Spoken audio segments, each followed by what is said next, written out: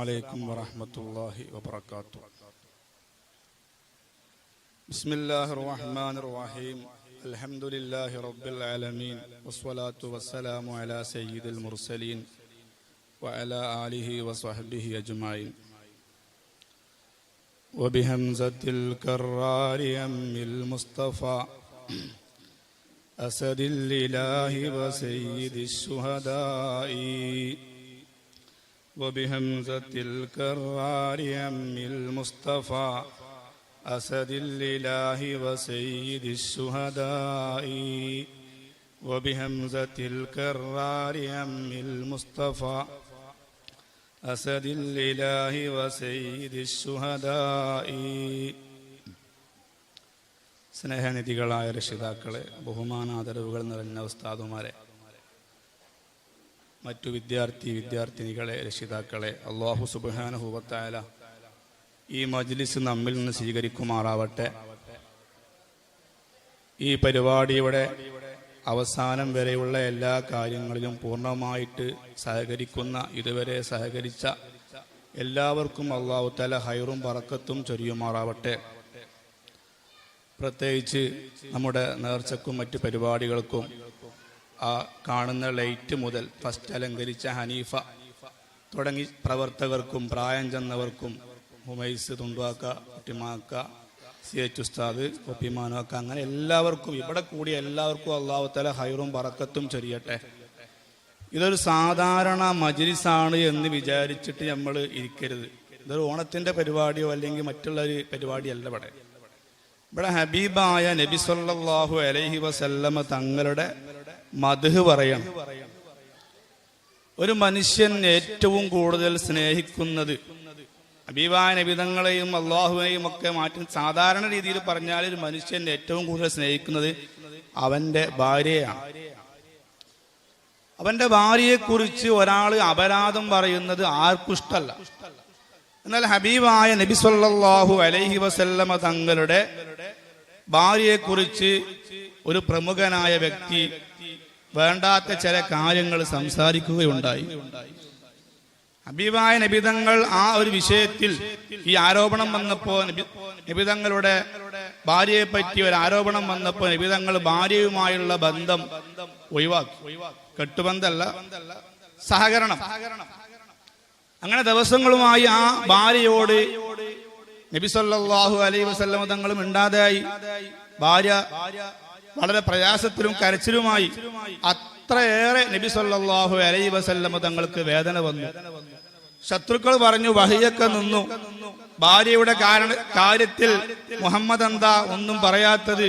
സല്ലല്ലാഹു അലൈഹി വസല്ലം ഹബീബായ നബി തങ്ങൾക്ക് സംസാരമല്ല. കാരണം ഞാൻ എന്തെങ്കിലും പറഞ്ഞാൽ എന്റെ ഭാര്യയെ ന്യായീകരിച്ച് പറയുന്നതായിരിക്കും എന്ന് വിചാരിച്ചിട്ടാണ് ഹബീബായ നബി തങ്ങൾ ഒന്നും പറയാത്തത്. പിന്നെ ആ ഭാര്യ നിരപരാധിയാണ് എന്ന് സൂറത്തുൻ നൂറിൽ അല്ലാഹു സുബ്ഹാനഹു വ തആല ആയത്ത് ഇറക്കിയതിന് ശേഷമാണ് മഹദിയായ ആ ബീവിയുമായിട്ട് നബി സല്ലല്ലാഹു അലൈഹി വസല്ലമ പഴയതുപോലെ ബന്ധം സ്ഥാപിക്കുന്നത്. ഇത്രയേറെ വിഷമമുണ്ടാക്കിയ ഒരു കാര്യം നബിതങ്ങൾക്കുണ്ടായപ്പോൾ അതിൽ ഒരു പ്രമുഖനായ ഒരാൾ പങ്കാളിയായി.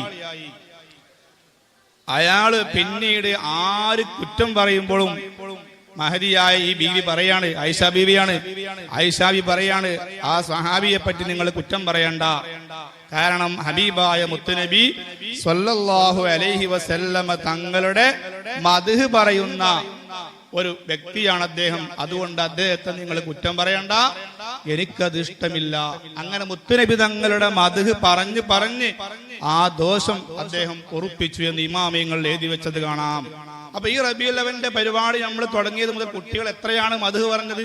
ഈ പള്ളിയിൽ സ്വലവാത്തി അലൻ നബി വ സലാമി വഹുവ ഖൈറുൽ അനാമി ബദ്റു തമാമി. ഞാനതിങ്ങനെ എണ്ണി നോക്കുമ്പോ ഏകദേശം 24 or 26 വാചകമുണ്ട്. ഹബീബായ നബി തങ്ങൾ പറഞ്ഞെന്താ? മൻ സ്വല്ലാ സ്വലാത്തൻ അലയ്യ സ്വല്ലല്ലാഹു അശറ സ്വലാ. എന്റെ മേൽ ഒരാൾ ഒരു സ്വലാത്ത് ചൊല്ലിയാൽ 10 ഗുണമാണ് അല്ലാഹു അവന് കൊടുക്കുന്നത്. നമ്മൾ ആ മൗലിദ് കഴിഞ്ഞ് പോകുമ്പോ നമുക്ക് യാത്രയിൽ വരുന്ന അപകടങ്ങൾ അല്ലാഹു തആല അതിന്റെ ബർക്കത്ത് കൊണ്ട് ഒഴിവാക്കിയേക്കാം. നമുക്കൊരു പ്രയാസകരമായ കാര്യമുണ്ട്, ആ പ്രയാസകരമായ കാര്യം അല്ലാഹു ഈ സ്വലാത്തിന്റെ ബർക്കത്ത് കൊണ്ട് നീക്കാം. 2 ആയിട്ടുള്ളൂ, പിന്നെ 8 എണ്ണം കിടക്കാണ്. എത്ര സ്വലാത്താണ് നമ്മൾ ചൊല്ലിയത്? അല്ലാഹു തആല സ്വീകരിക്കുമാറാവട്ടെ. അപ്പം മദ്ഹിനും സ്വലാത്തിനും ഒക്കെ വളരെയേറെ പ്രതിഫലമുണ്ട്, പ്രത്യേകിച്ച് പാട്ടുകൾ. ഹബീബായ നബി തങ്ങൾ അമ്പിയാക്കളിലെ പ്രഭാഷകനാണ്, പ്രത്യേകം എടുത്തു പറയേണ്ട കാര്യമില്ല.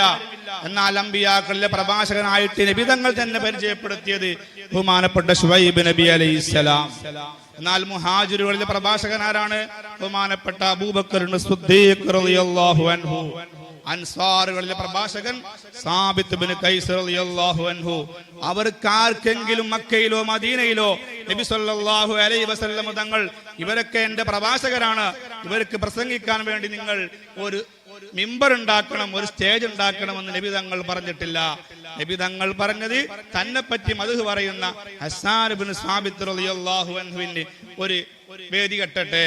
ആ മദ്ഹ് പാടുന്ന ഒരാൾക്കാണ് നബി തങ്ങൾ ചരിത്രത്തിൽ ഹദീസിന്റെ ഏത് ഗ്രന്ഥം എടുത്ത് പരിശോധിച്ചാലും നബി സല്ലല്ലാഹു അലൈഹി വസല്ലം തങ്ങൾ ഒരു സ്റ്റേജ് ഒരുക്കി കൊടുത്തത്, ഒരു ബുർദ കൊടുത്തത്, ഒരു പുതപ്പ് കൊടുത്തത്, ഒരു ഷാൾ അണിയിച്ചത്, ഇതൊക്കെ ഹസ്സാനാണ്. ഹസ്സാൻ റളിയല്ലാഹു അൻഹു എന്താ ചെയ്തത്?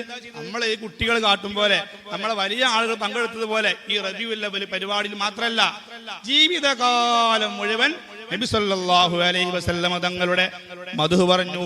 അപ്പൊ ആ മദ്ഹിന് വളരെയേറെ കൂലിയുണ്ട്.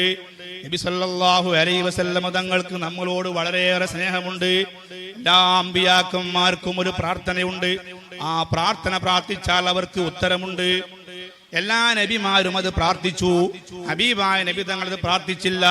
അത് തന്റെ ഉമ്മത്തിന് നാളേക്ക് മാറ്റിവെച്ചു. ആ നബി തങ്ങളുടെ മദ്ഹ് നമ്മൾ പറയണ്ടേ? മഹ്ശറാവൻ സഭയിൽ എല്ലാവരും ഒരുമിച്ച് കൂടി വിചാരണ കഴിഞ്ഞിട്ട് എല്ലാവരും സ്വർഗത്തിലേക്കും നരകത്തിലേക്കൊക്കെ മാറ്റുമ്പോഴും നബി സല്ലല്ലാഹു അലൈഹി വസല്ലം മഹ്ശറിലൂടെ ഇങ്ങനെ നടക്കുകയാണ്. അള്ളാഹു ചോദിക്കാണ്, എന്താ നിങ്ങൾ പോകാത്തത്? അപ്പൊ നബി തങ്ങൾ പറയുന്ന വാചകം ഓരോ ഉമ്മമാരുടെയും ഉപ്പമാരുടെയും ഹൃദയത്തിലുണ്ടാകണം. ഇതൊരു ചെറിയ കളിയായിട്ട് കാണരുത്, ചെറിയ പരിപാടിയായിട്ട് കാണരുത്. നബി തങ്ങൾ പറയാണ്, നരകത്തിൽ നിന്ന് ശബ്ദങ്ങൾ കേൾക്കുന്നുണ്ട്, അതെന്റെ ഉമ്മത്താണെന്ന് എനിക്ക് ബേജാറുണ്ട് പടച്ചവനെ. والضحى والليل إذا سجى ما ودعك ربك وما قلى وللآخرة خير لك من الأولى ولسوف يؤتيك ربك فترضى വലസൗഫ യുഅ്തീക റബ്ബുക. നബിയെ, നിങ്ങൾക്ക് നിങ്ങളുടെ റബ്ബ് തരും, മാത്രല്ല നിങ്ങൾ ആഗ്രഹിച്ചത് മുഴുവൻ തരും. അപ്പ നബി തങ്ങൾ പറഞ്ഞ വാക്കെന്താണ്? വലാ അർള വവാഹിദും മിൻ ഉമ്മത്തി ഫിന്നാർ. ഒരാള് എന്റെ ഉമ്മത്തിൽപ്പെട്ട ഒരാള് നരകത്തിൽ കിടക്കുന്നുണ്ടെങ്കിൽ പടച്ചവനെ, നീ പറഞ്ഞ ആ തെറുണ്ടല്ലോ, ആ റിള അതെനിക്ക് വന്നിട്ടില്ല. അയാളെയും കൂടി സ്വർഗത്തിൽ കടത്തിയാലേ എനിക്ക് സമാധാനമുള്ളൂ. ഒരു സ്വഹാബി വന്നിട്ട് നബിയോട് ചോദിക്കുന്നുണ്ട്, ഞാൻ നബി, എനിക്ക് നിങ്ങളെ കാണാതിരിക്കാൻ വല്ലാത്ത വിഷമമാണ്, എപ്പോഴും കണ്ടുകൊണ്ടിരിക്കണം, ഇവിടുന്ന് എനിക്ക് അതിന് അവസരമുണ്ട്. പക്ഷേ മരിച്ചു എന്നാൽ ഞാൻ നിങ്ങളെ എവിടെയാണ് നോക്കേണ്ടത്? അപ്പൊ നബി തങ്ങൾ പറയാണ്, മോനെ, കിതാബ് വിതരണം ചെയ്യുന്ന സ്ഥലമുണ്ടല്ലോ, അവിടെ നീ എന്നെ നോക്കണം. അവിടെ കണ്ടിട്ടില്ലെങ്കിലോ? ആ സ്വഹാബിയുടെ ബേജാറാണ്. അപ്പൊ നബി തങ്ങൾ പറയാണ്, ഹൗദുൽ കൗസറിന്റെ അടുത്തുണ്ടോ എന്ന് നോക്കണം. അപ്പൊ ആ സ്വഹാബി ചോദിക്കുകയാണ്, അവിടെ കണ്ടിട്ടില്ലെങ്കിലോ നബിയെ?